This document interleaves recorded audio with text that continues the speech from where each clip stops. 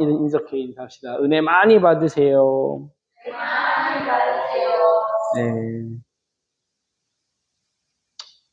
주님께서 친히 여러분들에게 은혜가 되게 하셔 주실 것을 기대합니다. 오늘 말씀은요, 사실과 진실 그리고 진리라는 제목입니다. 이게 좀 복잡하죠. 사실은 뭐고, 진실은 뭐고, 진리는 또 뭐야? 다 같은 말처럼 우리가 사용하고 있는 것들입니다.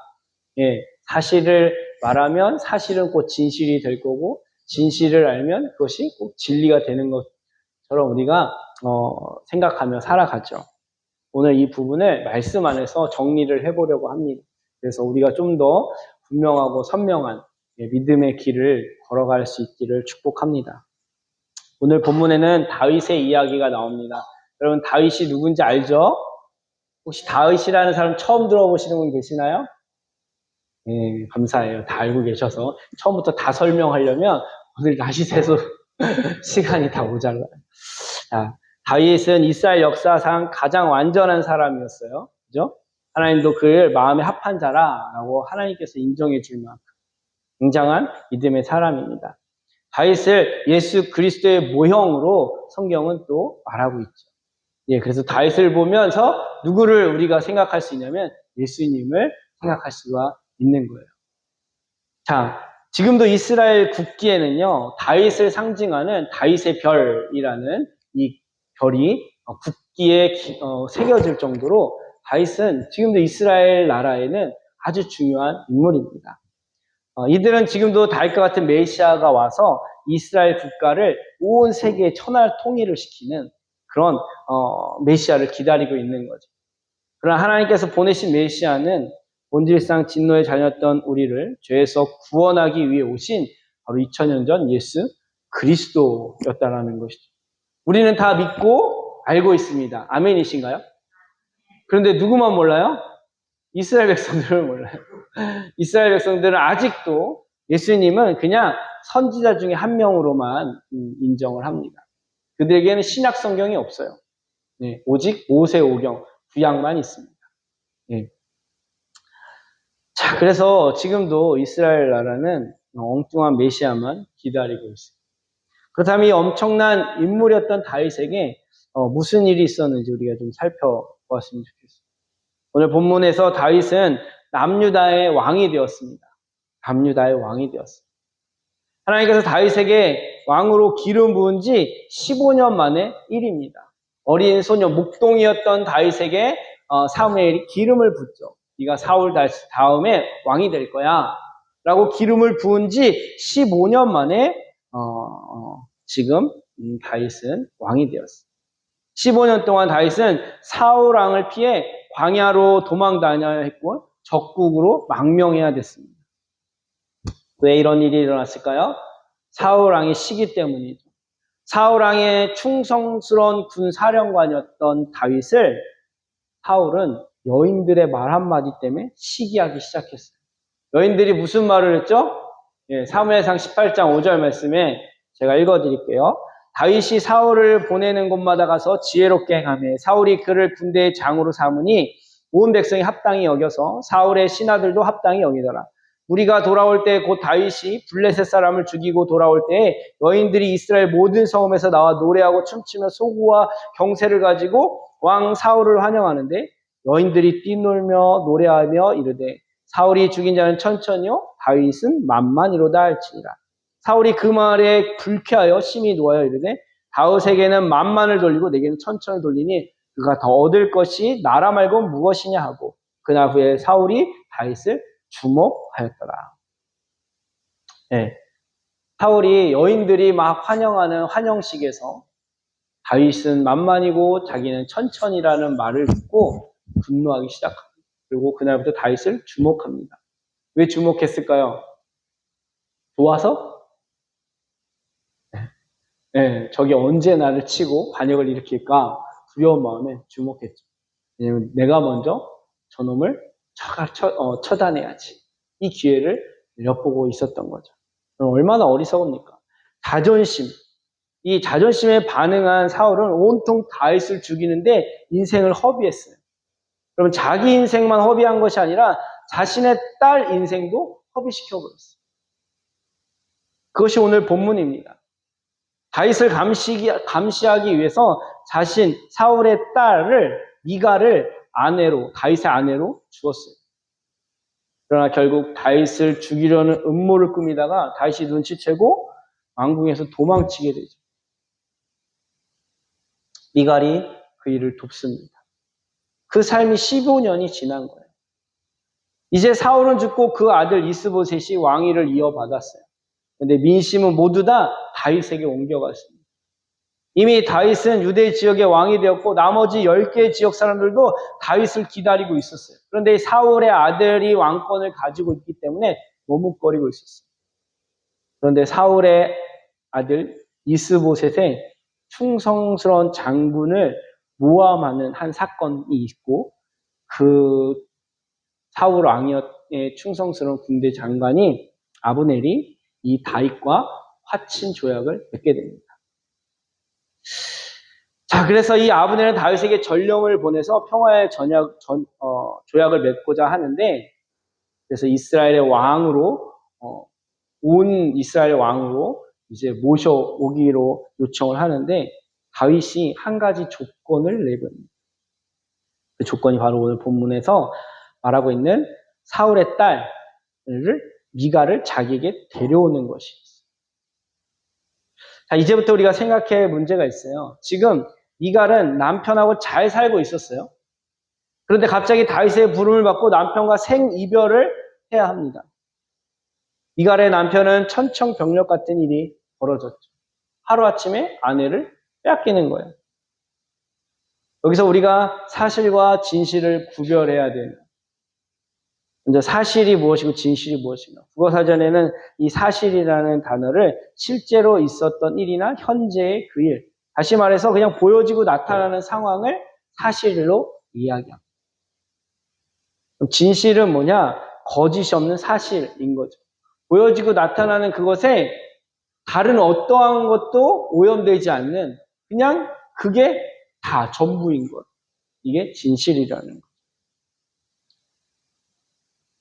이 말은요, 그냥 보여지는 사실 속에 거짓이 있을 수 있다라는 말입니다. 좀 더 쉽게 설명하면 제가 지금 보여드리는 그림을 통해 한번 생각해 볼 수 있어요. 유명한 프랑스의 국립박물관에 전시되어 있는 한 그림입니다. 이 그림을 여러분들에게 보여드릴 텐데 여러분들은 이 보여지는 사실, 나타나고 보여지는 이 그림이 여러분들 어떻게 해석되어지는지 한번 보시기 바랍니다. 한 젊은 여인이 있고 그 여인의 가슴을 한 늙은 노인이 물고 있습니다. 자, 이 보여지는 사실을 가지고 어떤 해석이 가능할까요? 관음증 노인이 젊은 여성의 도움을 받는 것 정도 해석할 수 있겠죠. 이것이 사실의 한계입니다. 보여지는 것의 한계예요. 사실로만 정확한 해석이 불가능합니다. 우리가 아는 사실은 겉으로 보이는 것이 전부일 때가 많기 때문에 우리가 왜곡해서 그 사실을 바라볼 수가 있어요. 그렇다면 이 그림의 진실은 뭘까요? 그림 속의 노인과 이 젊은 여인은 아버지와 딸입니다. 아버지는 당대의 유명한 독립투사였어요. 그런데 반역자로 붙잡혀서 죽을 때까지 굶어 죽이는 아사형이 내려집니다. 이제 아버지의 임종을 보기 위해 딸이 찾아갔어요. 딸은 며칠 전에 갓 출산한 그런 상태였습니다. 아버지가 비참하게 굶어 죽어가는 모습을 본 이 딸은 본능적으로 자신이 불어있는 가슴을 아버지에게 물려서 생명을 연장시켜줍니다. 이 일이 알려지고 딸의 효성으로 아버지가 풀려났다는 후담도 있긴 합니다. 여러분, 사실만 보다가 진실, 즉 보이지 않는 뒤에 감춰져 있는 또 다른 상황을 알게 되면 해석이 달라집니다. 외설로 보였던 이 그림이 이 여인의 지고한 부모에 대한 사랑이란 진실을 알고 나면 성스러운 그림으로 보여지게 되어집니다. 지금 우리가 성경을 읽거나 신앙생활을 하면서 사실로만 해석하다 보면 이런 왜곡된 성경 읽기와 왜곡된 신앙생활을 할 수가 있다. 그래서 성경을 읽을 때 신앙생활할 때 반드시 성령님의 조명과 도움을 받아야 되는 것이죠. 왜냐하면 우리의 신앙생활과 성경을 쓰신 분은 성령님이시기 때문에 그렇습니다. 성경의 진리를 통해, 진실을 통해 복음의 역사가 연결될 때 우리는 그걸 진리라고 말합니다. 쉽게 말하면 성경의 진짜 의도, 그 말씀 구절의 그 그냥 문자 내용 자체, 그 사실, 그리고 그 안에 담겨진 진짜 의미, 진실이 예수 그리스도의 십자가의 구속과 연결될 때 그걸 우리는 진리라고 이해합니다. 잠시 후에 그 부분에 대해 다시 설명해 드리겠습니다. 예, 모든 성경의 역사는 예수 그리스도의 구속의 역사와 연결되어 있습니다. 자, 오늘 본문을 통해서 사실과 진실 그리고 진리를 한번 알아보는 시간 갖도록 하겠습니다. 여러분 15절 말씀을 한번 볼까요? 15절. 이스보셋이 사람을 보내. 이스보셋은 사울의 아들입니다. 이제 이 북이스라엘 왕이에요. 다윗과 화친 조약을 맺기 위해서 다윗의 요구 조건을 들어주기 위해서 미가를 지금 자기의 여동생인지 누나인지는 정확히 알 수 없지만 그 누이를 다윗에게 보내는 장면입니다. 자, 15절 이스보셋이 사람을 보내 그의 남편 라이스의 아들 발디엘에게서 그를 빼앗아오매. 자, 이 15절 말씀 9절로만 보면 발디엘은 아내를 빼앗긴 사람이에요. 그죠? 발디엘의 아내를 빼앗긴 사람입니다. 그럼 상식적으로 다음과 같은 해석이 됩니다. 다윗은 권력과 나여옥이 가득 차서 남의 아내를 뺏은 나쁜 놈이 되는 거예요. 더욱이 발디엘은 울면서 바울인까지 따라갔다고 16절에 이야기하고 있습니다. 약 4km가 되는 거리죠. 여기서 산정까지 울면서 따라간 거야. 여보야, 나 누구 어디 가? 이거라, 가지마. 이렇게 따라가다가 그 미가를 데리고 가는 그 군대 장관 아브넬이 야, 이제 가! 그 말 한마디에 뚝 그치고 네, 그리고 집으로 돌아갔다는 그런 어설픈 이야기이죠. 이 말씀 구절 문자적으로 보면 참, 아이고, 죄송합니다. 예, 이 사람은 좀 이렇게, 주도적이지 못한 그런, 사람이었던 것 같아요. 이가 결혼하게 된 것도 사실 아버지의, 어떤 정치적인 주를 얻고자 아버지가 정략 결혼을 한 것이죠. 아무튼 어쨌든 이 아내를 빼앗기는 발디엘은 억울한 상황인 건 분명한 것입니다. 여러분 이 정도 보면 다윗이 여러분들은 어떤 사람이라는 생각이 들어요? 못된 놈. 이 정도 생각이 들까요? 다윗은 더욱이나 지금 현재 6명의 아내가 있어요. 우리 3장 1절부터 5절에 그 아내들과 아들의 이름을 쭉 열거하고 있어요. 첫째 부인은 아히노암, 둘째는 아비가엘, 셋째는 핫깃, 넷째는 아비달, 다섯째는 에글라. 5명의 아내가 있습니다. 근데 모자라서 또 미가를 데려오라 라고 이야기하고 있는 거예요. 왜 굳이 미가를 데려오라고 요청했을까요? 이유가 뭐죠? 예, 우리 13절, 14절 말씀 함께 볼까요? 다시 이르되 좋다 내가 너와 언약을 맺거니와 내가 내게 한 가지 일을 요구하노니 나를 보러 올 때에 우선 사울의 딸 미가를 데려오라 그리하지 않으면 내 얼굴을 보지 못하리라 하고 14절 다윗이 사울의 아들 이스보셋에게 전령을 보내 이르되 내 처 미가를 내게로 돌리라 그는 내가 전에 블레셋 사람 표피 100개로 나와 정혼한 자이라 하니 아멘. 자 여러분 예. 지금 다윗이 미가를 향해 뭐라고 부르고 있어요? 내 처라고 말하고 있습니다. 언제 결혼한 거예요? 네. 사울이 감시하기 위해서 예, 군대 장관이었을 때, 사울의 장관이었을 때 결혼을 시켰죠. 그러면 시간상 누가 미갈의 먼저 남편이었던 거죠? 다윗이었죠. 원래 미갈의 첫 남편은 누구예요? 다윗이었어요.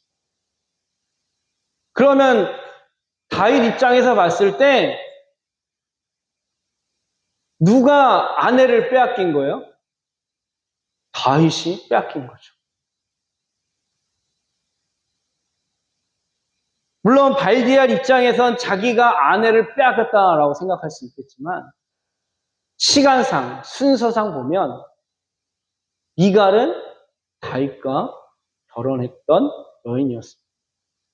그러니까 지금 다윗은 자기의 원래 본처를 데려다 달라라고 말하고 있는 거죠.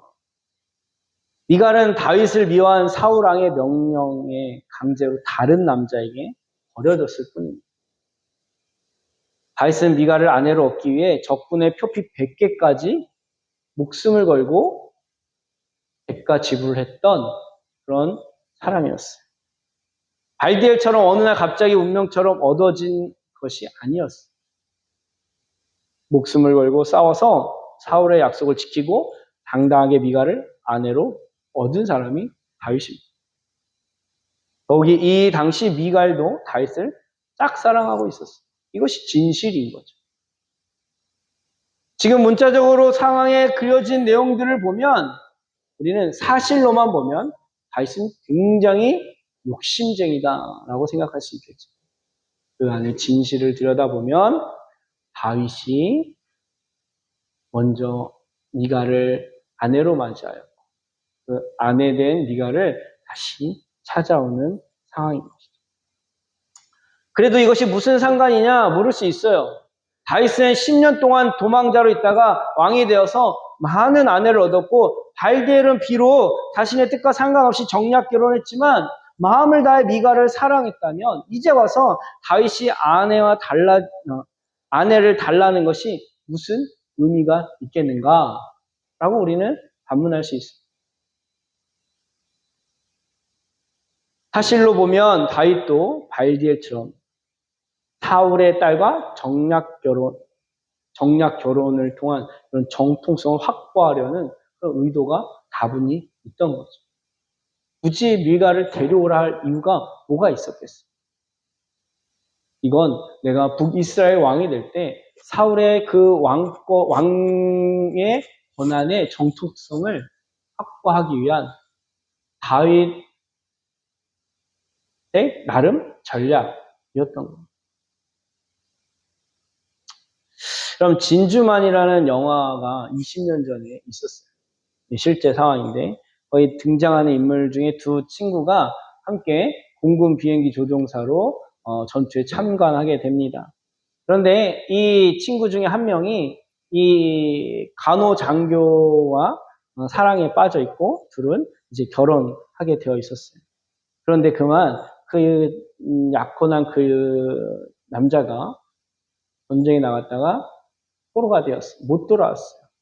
이 여인은 그냥 죽은 줄만 알고 한참을 기다려도 돌아오지 않는 그 남자를 잊지 못하고 있었는데 그 친구가 이 여인과 사랑에 빠져서 둘이 교제하게 됩니다.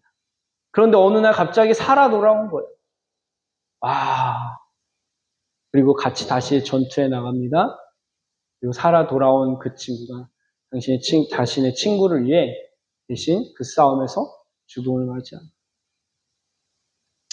다윗의 이야기와 정반대의 이야기죠. 그런데 우리에겐 다윗의 이야기보다 진주만의 영화가 더 감동이 됩니다. 여기에 우리가 함정이 있어요. 우리는 진실을 진리로 받아들이려고 합니다. 그러면 진실은 의미를 보다 정확하게 이해하고 해석할 수 있도록 우리를 도와주죠. 그렇다고 그것이 진리가 될 수는 없습니다. 우리가 믿는 진리는 이 땅의 삶에 목적을 두지 않기 때문에 그래요. 그러면 오늘 본문에서 다윗의 이야기의 진리는 무엇일까요? 우린 처음부터 하나님의 것이었어요. 우리의 진정한 왕이신 예수 그리스도께서 우리를 값없이 은혜로 사셔서 본질상 진노의 신무가 되어버린 우리를 건져 주셨어요. 아무리 세상이 우리를 좋아하고 사랑하고 그곳에서 떠나는 것이 아쉬울 것이 없어야 되는 것입니다.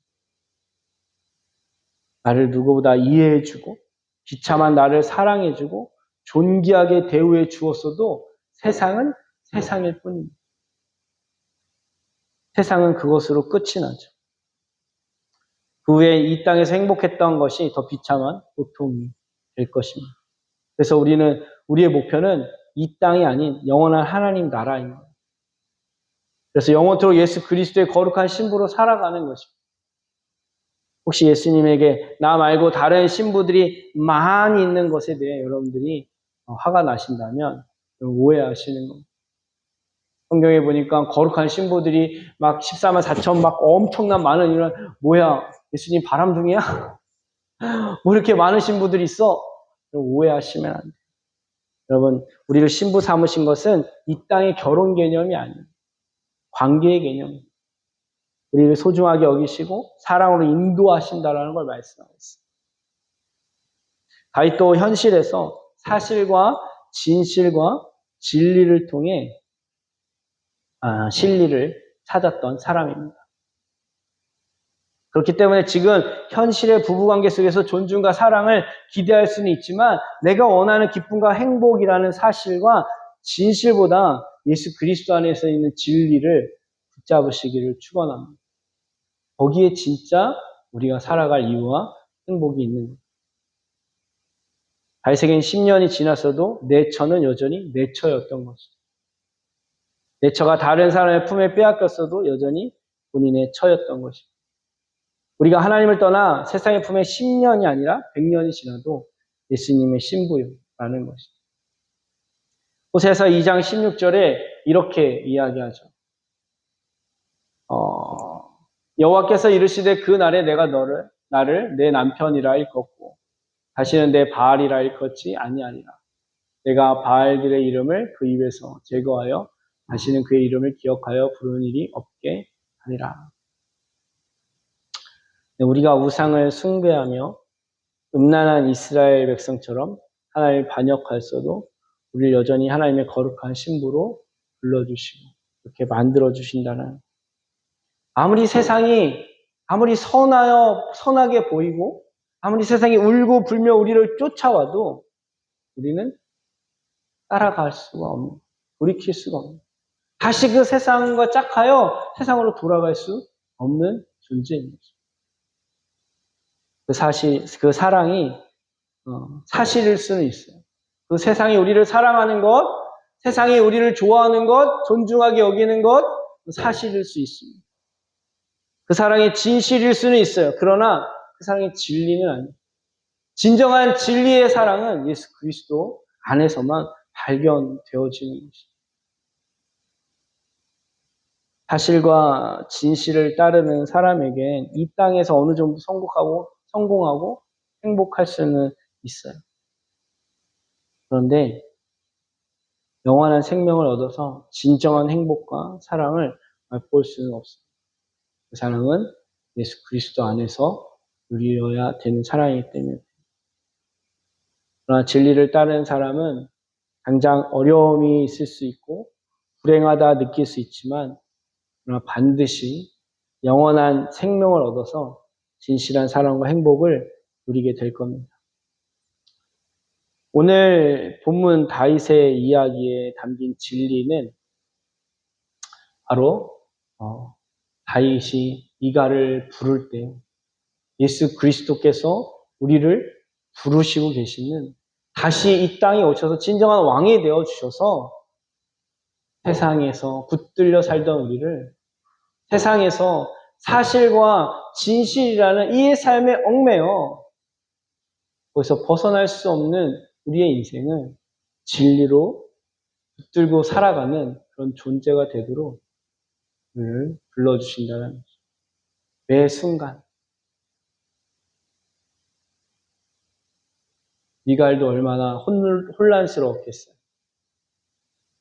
다윗을 다시 만나면 분명히 왕의 아내가 되어지는 신분의 변화는 있겠지만 너무나도 순박한 이 바우엘을 버려두고 떠난다는 게 얼마나 또 한편으로는 마음 아픈 일이었겠습니다. 하나님 앞에 우리가 믿음으로 살아간다는 건 이 세상을 아예 무시하고 그냥 세상의 사실과 진실을 외면한 채 그냥 이거 진리다, 진리만을 무조건 그냥 맹목적으로 붙들고 살아가는 사람들이 아닙니다. 다윗도 자신의 실리를 생각하며 미갈을 불러들였기 때문이죠. 그렇다면 다윗에게 있어서 진리를 어떻게 붙들고 갔을까요? 그에게는 하나님의 나라라는 하나님의 뜻을 따르기 위한 최종 목적과 목표가 있었어요. 진리 자체이신 예수 그리스도 안에서 살아가면 이 세상의 사실과 진실이 왜곡되어지고 불편할지라도 그 진리가 우리를 분별하여 주고 우리를 선한 길로 인도하여 줄 수 있습니다. 해성가족 모두가 사실을 정확하게 파악할 줄도 알고 진실을 찾아낼 줄 알고 끝으로 진리를 결론 삼는 그러한 지혜롭고 복된 우리 성도들 되기를 주님의 이름으로 축원합니다. 기도하겠습니다. 하나님, 주님의 은혜가 필요한 우리 모두입니다. 성령 하나님께서 우리 가운데 지혜를 주시고 믿음의 눈을 열어주셔서 이 사실 속에 있는 진실을 발견하게 하시고 이 진실이 예수 그리스도 안에서 어떠한 진리를 가지고 있는지 그 진리를 결론 삼을 수 있는 믿음의 역사를 우리 안에 허락하여 주십시오. 그냥 사실에 멈춰버려 사실이 전부인 것처럼 거기에 반응하다 혼란스럽고 실패하고 낙심하기보다 진실을 아는 데에 더 힘쓰고 그 감춰진 그 사연과 그 감춰진 그 진짜 의미를 깨닫게 위하여 몸부림칠 수 있게 하여 주셔서 하나님 진짜 의미 안에 우리가 다시 한번 걸음을 걸을 수 있는 믿음의 근거가 될 수 있는 힘을 얻게 하여 주십시오. 그러나 더욱 분명한 건 그 진실이라는 그 모든 상황이 정말 예수 그리스도 안에서 진리로 여겨질 수 있도록 진리 되신 예수 그리스도께서 우리 안에 지혜와 능력을 함께하여 주옵소서. 그래서 실수가 없이 실패하여도 실수하여도 온전케 하신 예수 그리스도 안에서 선을 이루시는 주님을 끝까지 신뢰하며 따라갈 수 있도록 우리를 이끌어 주옵소서. 해송교회와 성도들 주님의 손에 올려드립니다.